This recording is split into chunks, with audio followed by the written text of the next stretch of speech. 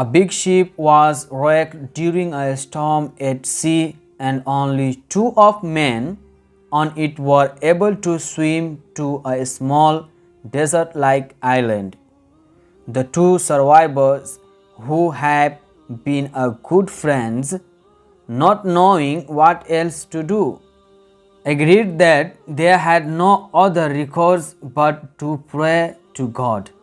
However, to find out whose prayer was more powerful, they agreed to divide the territory between them and stay on opposite sides of the island.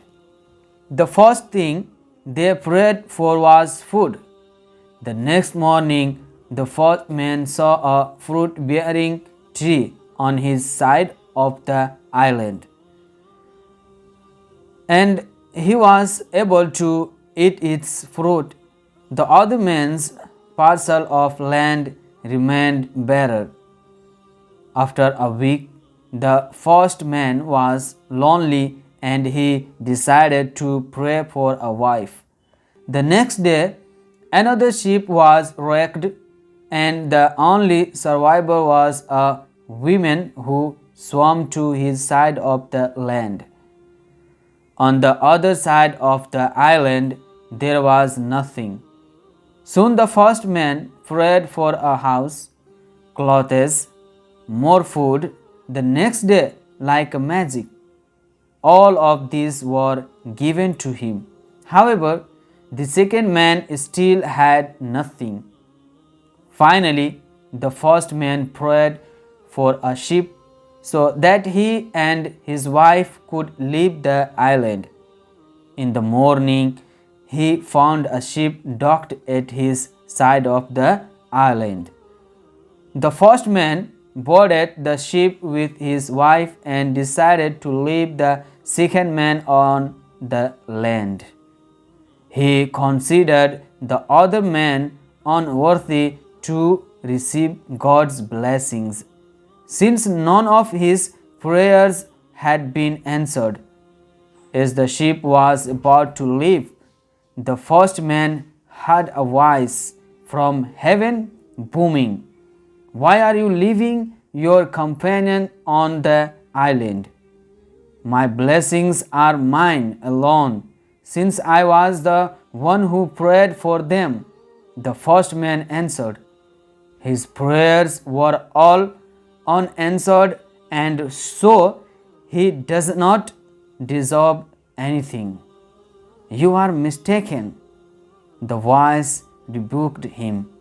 "He had only one prayer, which I answered.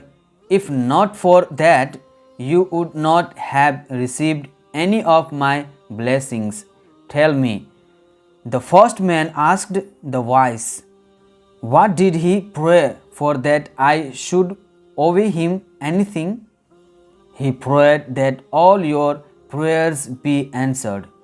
Moral of the story: for all we know, our blessings are not the fruits of our prayers alone, but those of another praying for us.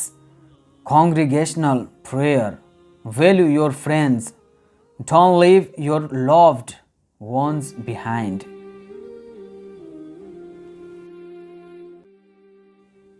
In this way, we have finished the story, and I'm sure you like this story. Now let's move next part of this story, and that is vocabulary. Before I start, let me tell you, I tried to understand you all new vocabularies. So I'm gonna explain you vocabulary through image, which will help you to acknowledge meaning easily. So let's start now. First word we have wrecked, that means ruin, destroy, devastate, shatter, be destroyed, be sunken. Okay, and the next word we have desert, that means wasteland, area where there is little rainfall. Okay, and the third word we have island, that means piece of land completely surrounded by water, and also something which resembles such a piece of land. raised area or a platform set aside for some specific purpose. Okay, and the fourth word we have survivor, that means one who outlives another, one who withstands affliction, one who outlives a partner in a joint interest law. Okay, and the fifth word we have territory, that means area under the jurisdiction of a state, region, district, zone, area, domain. Okay, and the sixth word we have fruit bearing, that means producing results, yielding profit, yielding fruit. Okay, and the seventh word we have barren, that means infertile, unproductive. And the eighth word we have docked, that means wharf, pier, tail, stop. Prisoners sit in a courtroom. Okay, and the ninth word we have boarded, that means cover with planks, get on, go abroad, accommodated, house, be accommodated, be housed.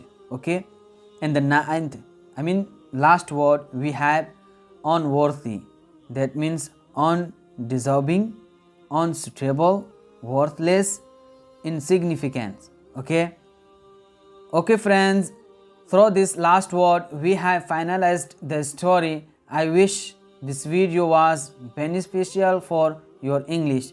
So write your opinion in comment box, and thank you so much to encourage me. I'll meet you soon in the next video. Stay safely and don't forget to subscribe my channel for more English stories.